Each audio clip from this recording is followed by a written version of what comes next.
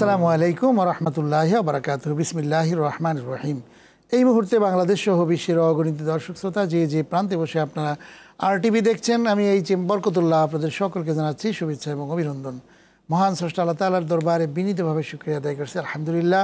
বিশ্বনবী জনাবে মুহাম্মদ রাসূলুল্লাহ সাল্লাল্লাহু আলাইহি ওয়াসাল্লামের প্রতি দরুদ এবং সালাম প্রেরণ করে শুরু করছি আজকের পরিবেশনা। প্রিয় দর্শক, আপনারা দেখছেন BRB নিবেদিত Islami Jibon, powered by BRB hospitals limited. আজকের আয়োজনে অতিথি হিসেবে অংশগ্রহণ করেছেন বিশিষ্ট ইসলামী চিন্তাবিদ, জননন্দিত মুফাসসিরে কোরআন, বনানী আত-তাকওয়া জামে মসজিদের সম্মানিত ইমাম ও খতিব, বিশিষ্ট ইসলামিক স্কলার জনাব মাওলানা মুহাম্মদ মুস্তফা জামান।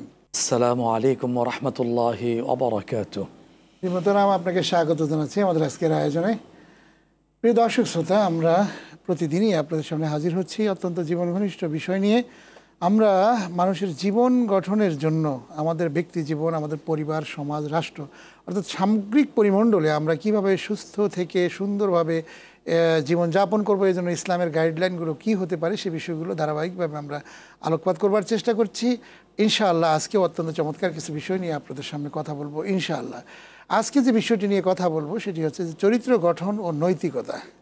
হ্যাঁ প্রিয় দর্শক, আমরা এই বিষয় নিয়ে কথা শুনবো আজকে মুস্তফা জামানের কাছে। মুস্তফা জামান, আমরা বিষয়টি জানতে চাচ্ছি যে একজন মুসলমানের চরিত্র মানে কিভাবে হতে হবে। শুকরান, জাযাকাল্লাহু খাইরান। একজন মুসলিম কেমন তার চরিত্র হবে? প্রথম কথা হচ্ছে তার নিজস্বতা বলতে কোনো কিছু থাকবে না। আল্লাহর রঙে রঙিন হতে হবে। রাসূলুল্লাহ সাল্লাল্লাহু আলাইহি ওয়াসাল্লামের চরিত্রে চরিত্রবান হতে হবে। প্রথম যে কথা, আল্লাহর রঙে রঙিন হওয়া, সেই কথাটা কোরআন শরীফে আসছে, সিবগাতাল্লাহ ওয়া মান আহসানু মিনাল্লাহি সিবগা। আল্লাহর রঙের চেয়ে সুন্দর রঙ আর কার হতে পারে? সেই কথাই হাদিসে আসছে, তাখাল্লাকু বিআখলাকিল্লাহ, তোমরা আল্লাহর চরিত্রে চরিত্রবান হও। তারপরে রাসূলুল্লাহ সাল্লাল্লাহু আলাইহি ওয়াসাল্লামের আদর্শে আদর্শবান হওয়ার নির্দেশনা আসছে। আমি এক এক করে কথাটা বলছি। মুসলিম, তাকে চরিত্রবান হতে হবে। কেন হতে হবে? নামের মধ্যে রহস্য লুকায়িত আছে।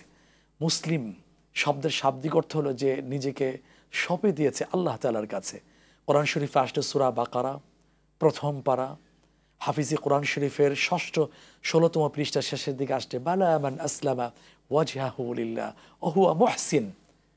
সেই তো সত্যিকারে মুসলিম যে নিজেকে আল্লাহ তাআলার উপর সঁপে দিয়েছে। সঁপে দিতেই হবে, সারেন্ডার করতেই হবে। আমি আপনি কতটুকুন অবস্থানে অবস্থান করছি। পৃথিবীর মানব জাতির শ্রেষ্ঠ মানুষ, মুসলিম মিল্লাতের পিতা, মিল্লাতে আবিকুম ইব্রাহিম, সূরা হাজের শেষে আসছে, 17তম পারার শেষ আয়াতে আসছে। আল্লাহ তাআলা তাকেও লক্ষ্য করে বলছেন, সূরা বাকারা প্রথম পারা 19তম পৃষ্ঠা, আসলিম। আল্লাহ তাআলা ইব্রাহিম খলিলুল্লাহ আলাইহিস সালাতু ওয়াস সালামকে বলছেন, তুমি ইসলাম গ্রহণ করো, সারেন্ডার করো। তিনি একেবারে স্বতঃস্ফূর্তভাবে খুশি মনে বললেন, আসলামতু লিরাব্বিল আলামিন, বিশ্বজাহানের পালন করতে আল্লাহ তাআলার কাছে আমি নিজেকে সঁপে দিয়েছি। উনি যা বলবেন সেটাই আমার কথা, ওনার ইচ্ছাটাই আমার ইচ্ছা, ওনার চাওয়াটাই হলো আমার চাওয়া। সেই কথাই আবার সূরা তাকবীরে আসছে 30তম পারা, ওমা তাশাউনা ইল্লা আন ইয়াশা আল্লাহ, তোমাদের ইচ্ছা চূড়ান্ত না, আল্লাহর ইচ্ছাই চূড়ান্ত। এই আল্লাহর চরিত্রে চরিত্রবান হতে হবে। আরেকটা দিক হচ্ছে, ওয়ামান আসদাকু মিনাল্লাহি কিলা ইন্নাল্লাহা লা ইখলিফুল মিআদ। এই যে বিভিন্ন জায়গায় কথাগুলো প্রতিধ্বনিত হয়েছে, আল্লাহ ওয়াদা ভঙ্গ করেন না, এটা একটা উত্তম চরিত্র। এই সবগুলো বিষয়কে সুন্দরভাবে সর্বশেষ এবং সর্বশ্রেষ্ঠ নবী মুহাম্মদুর রাসূলুল্লাহ সাল্লাল্লাহু আলাইহি ওয়াসাল্লামের মধ্যে আল্লাহ পাক দিয়ে পাঠিয়েছেন। সেই কথাটাকে সুন্দরভাবে চমৎকারভাবে অসাধারণ শব্দ দিয়ে কোরআনে মানে উল্লেখ করে দিয়েছেন। যেই সূরায় কথাটা আসছে, সূরা আহজাব 21তম পারা 19তম পৃষ্ঠা, লাকাদ কানা লাকুম ফি রাসূলিল্লাহি উসওয়াতুন হাসানাহ, তোমাদের রসুলের মাঝে সাল্লাল্লাহু আলাইহি ওয়াসাল্লাম উসওয়ায়ে হাসানা, উত্তম নমুনা আছে। সুতরাং নিঃসন্দেহে নিঃসংকোচে, মানে ভাবনা চিন্তা ছাড়াই তুমি কি করবে, তারটা গ্রহণ করবে। সেই কথাও কি বলা আছে? হ্যাঁ, বলা আছে। সে কথা আসছে সূরা হাশর 28তম পারা, হাফিজি কোরআন শরীফ 55তম পৃষ্ঠায়, মা আতাকুমুর রাসূলু ফাখুযুহু ওয়া মা নাহাকুম আনহু ফান্তাহু। রাসূল সাল্লাল্লাহু আলাইহি ওয়াসাল্লাম যা নিয়ে আসছেন ভালো যত সবগুলি রসুল নিয়ে আসছেন, সবগুলো তার শরীয়তের মধ্যে আছে, সবগুলো তার জীবনে প্রস্ফুটিত হয়েছে, উদ্ভাসিত হয়েছে। এবং ওয়ামা নাহাকুম আনহু ফান্তাহু, যা বর্জন করতে বলেছেন সবগুলো বর্জন করো, বিরত থাকো। যা খারাপ, যা অশ্লীল, যা নিন্দনীয়, যা পরিত্যাজ্য, সেগুলোই রসুল আসলামের মধ্যে ছিল না। কিভাবে থাকবে? উনি তো হচ্ছেন আল আমিন, উনি তো হচ্ছেন আল সাদিক।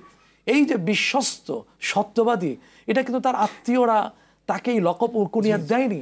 এখানে আমাদের সাবজেক্টটা হচ্ছে যে চরিত্র গঠন এবং নৈতিকতা। একটি মানুষের যদি চরিত্র গঠন করতে হয় তাহলে এর আসল বিষয়টা জানতে হবে, বুঝতে হবে যে আসলে চরিত্র গঠন বলতে আমরা কী বুঝি, চরিত্র কী জিনিস, নৈতিকতা কী জিনিস। আমরা কিন্তু এই জিনিসটা জানি না। যেমন শিক্ষার মূল মানে বিষয়টা কি, বলা হয়েছে যে education is the harmonious of body, mind and soul. দেহ, মন এবং আত্মার সমন্বিত উন্নতি সাধনই হচ্ছে শিক্ষা। কিন্তু নবী করিম সাল্লাল্লাহু আলাইহি ওয়াসাল্লাম বলছেন যে লিমা বয়স্তা, কেন পৃথিবীতে এসেছেন জিজ্ঞাসা করা হলে তিনি বলেছেন যে বয়স্তুলি উতাম্মিমা মাকারিমাল আখলাক, আমি এসেছি উত্তম নৈতিক চরিত্রকে প্রতিষ্ঠিত করতে। এই যে এখানে দেখা যাচ্ছে যে শিক্ষার মূল উদ্দেশ্যটাও কিন্তু আসলে নৈতিক চরিত্র, নিজের মন, আত্মা, দেহ এর উন্নতি যদি সাধন হয় তাহলেই বোঝা যাবে যে আসলে ইনি চরিত্রবান বা ইনি চরিত্র। এই চরিত্র গঠন করার জন্য আসল মানদণ্ড নবী করিম সাল্লাল্লাহু আলাইহি ওয়াসাল্লাম তিনি এই জন্যই এসেছেন মিশন নিয়ে, এবং নবীর চরিত্র থেকেই তো আসলে তাকে পাওয়া যাবে। এবং নবী করিম সাল্লাল্লাহু আলাইহি ওয়াসাল্লাম সম্পর্কে জিজ্ঞাসা করা হয়েছিল যে সাহাবাগণ যখন জিজ্ঞাসা করছিলেন যে মা আয়েশাকে, তার স্ত্রীকে, যে তার চরিত্রটা কেমন ছিল, তখন বলেছেন, উত্তর দিয়েছিলেন যে তোমরা কি কোরআন পড়ো না? আমরা শুনবো ইনশাল্লাহ একটা বিরতি নিয়ে আবারও ইনশাল্লাহ। প্রিয় দর্শক, আপনারা দেখছেন বিআরবি নিবেদিত Islami Jibon, powered by BRB hospitals limited. সময় হয়েছে ছোট্ট একটি বিরতি নেবার। বিরতির পর আবারও ফিরে আসবো, ততক্ষণ আমাদের সঙ্গেই থাকুন।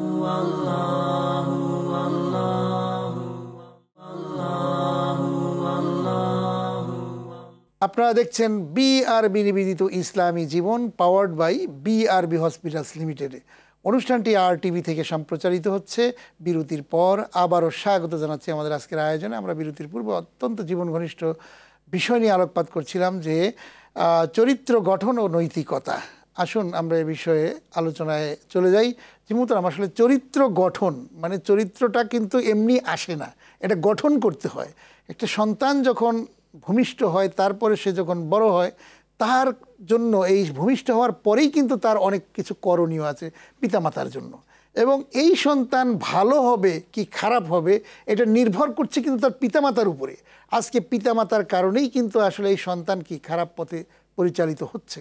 আল্লাহর কাছে কিন্তু দোয়া করতে হয়, অনেকগুলো কার্যক্রম আছে, যেই কার্যক্রমটা করলে একটা সন্তান ভালো মানুষ হতে পারে। যদি আপনি সেই বিষয়টি দিকে আলোচনা করেন। আপনি খুব গুরুত্বপূর্ণ একটা পয়েন্ট তুলে ধরেছেন, মা বাবা। সেই কথাই হাদিসে আসছে, আপনার কথাটার প্রতিধ্বনি হাদিসে পাওয়া যাচ্ছে।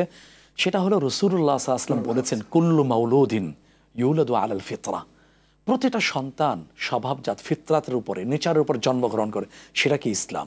ফাআবাওয়াহু ইউহাউবিদানিহি আও ইউনাসরানিহি আও ইউমাজ্জিসানিহি, মা বাবা যদি হয় খ্রিস্টান, সন্তান খ্রিস্টান হয়েই বেড়ে ওঠে। মা বাবা যদি হয় ইহুদি, তাহলে সন্তানও ইহুদি হয়ে বেড়ে ওঠে। মা বাবা যদি হয় অগ্নি পূজক, তাহলে সেই সন্তানও অগ্নি পূজক হয়ে বেড়ে ওঠে।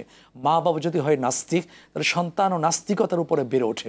মা বাবা যদি হয় আল্লাহদ্রোহী, হ্যাঁ, যদি হয় দুর্নীতিবাজ, যদি হয় দখলবাজ, যদি হয় জুলুমবাজ, তাহলে সন্তানও সেইভাবে বেড়ে ওঠে। এই জন্যই আল্লাহ সুবহানাহু ওয়া তাআলা মা বাবাকে কাঠগড়ায় দাঁড় করাবেন। তার আগে রাসূলুল্লাহ সাল্লাল্লাহু আলাইহি ওয়াসাল্লাম যে কথাটা বলেছেন, যে সন্তান যখন দুনিয়াতে আসছে তখন তুমি ডান কানে আজান, বাম কানে ইকামত দিয়ে দাও। এটা আমরা ভাবি না, রিচার্জ করি না। অমুসলিম মিশনারিরা এটা নিয়ে গবেষণা করে, যার ফলে কোটি কোটি ডলার তারা ব্যয় করে সন্তান সম্ভাবনা মাকে ডেলিভারির সময় আলাদা করে ফেলে, যাতে একত্ববাদের ধ্বনি, রিসালাতের ধ্বনি তার সে কর্ণকোহরে পৌঁছে অস্থি মজ্জায় প্রবেশ করতে না পারে, আলাদা করে ফেলে। আল্লাহ রাসূল সাল্লাল্লাহু আলাইহি ওয়াসাল্লাম কি বললেন, এইভাবেই তার নীতি নৈতিকতার পথ চলা শুরু হবে। জীবনে প্রথম শিক্ষা হবে ইসলামী শিক্ষা। কারণ সকালে খালি পেটে যদি আপনার পেঁয়াজ বেশি করে খায়, এরপরে ভালো যদি খাবার খায় 5 স্টার 7 স্টার, ঢেকুর কিন্তু ওই পেঁয়াজের উঠবে। মুসলিম জীবনে প্রথম যদি ইসলামী শিক্ষা, দ্বীনি শিক্ষা, নীতি নৈতিকতার কোরআন মানে নীতি নৈতিকতা, হাদিস মানে নীতি নৈতিকতা, ইসলাম মানে শরিয়ত মানে নীতি নৈতিকতা। আমরা যে শব্দ দিয়ে এখানে আলোচনা করি না কেন, ওইটা যদি শুরুতে না হয়ে থাকে তাহলে পরে এটার মানে ধকলটা ডিলিট করাটা কঠিন হয়ে যায়। এরপর একটা সুন্দর নাম রাখতে হবে, আহসিনু আসমাআকুম, হাদিসে বক্তব্য আসছে অর্থবোধক নাম। আজকের নাম দিয়ে তো বোঝা যায় না মুসলিম না অমুসলিম। এরপরে ভালো নাম, অর্থবোধক নাম রাখতে হবে, ওইটার প্রভাব পড়বে কর্মের। যদি কর্ম যদি ভালো হয়, ভালো অর্থে নামের তার জীবনে প্রভাব পড়বে। আকিকা দেওয়া লাগবে, ইসলামের শিক্ষা তাকে শিক্ষিত করতে হবে। আজকের আপনি দেখুন সময়ের পরিবর্তনে দেখুন, যারা ইসলামী শিক্ষায় শিক্ষিত তাদের মাধ্যমে কি চুরি হয়েছে, ডাকাতি হয়েছে, চাঁদাবাদি হয়েছে, নীতি নৈতিকতা কতটুকু হয়? আজকের মুসলিম না অমুসলিম ইসলামের টাচে নাই, তারপরও তারা বলেছে যারা বুধসেনা নিয়মিত নামাজ পড়ে তাদের দ্বারা অন্যায় ততটা হয় না, অনৈতিক কর্মকাণ্ড ঘটে না। জ্ঞান না দিলে কিন্তু আসলে ইসলাম সম্পর্কে না জানলে কিন্তু একটা ফিলিংস গ্রো করবে না। একটা সন্তান একটা ভালো মানুষ হওয়ার জন্য তার মধ্যে জ্ঞান তো জরুরি। আমরা ইসলামী জ্ঞান দিচ্ছি না, তাকে অন্য জ্ঞান দিচ্ছি, তাকে ডাক্তার, ইঞ্জিনিয়ার, ব্যারিস্টার বানানোর জন্য সেই জ্ঞান দিচ্ছি, ইংরেজি শিখাচ্ছি, তার অন্য ভাষা শিখাচ্ছি, অনেক কিছু করতেছি। কিন্তু তার মধ্যে যে একটা ফিলিংস গ্রো করতে হবে, সৃষ্টি করতে হবে, যে ইসলামের দিকে একটা আইডল হবে, সে চিন্তা করছে না। যার কারণেই এই সন্তানটা কিন্তু অন্য দিকে ধাবিত হয়ে যাচ্ছে। এজন্য মানে আমরা যদি তাকাই যে অমুসলিম দার্শনিক তারা কিন্তু অনেক রিসার্চ করে তারা কিন্তু রসুলের চরিত্রগুলো গ্রহণ করার চেষ্টা করেছে, এবং বড় বড় আবিষ্কারও তারা কিন্তু কোরআন থেকে হাদিস থেকে করার চেষ্টা করছে। কিন্তু আমরা আজকে মুসলমান কিন্তু ফেইলিওর হয়ে যাচ্ছি অনেক দিক থেকে।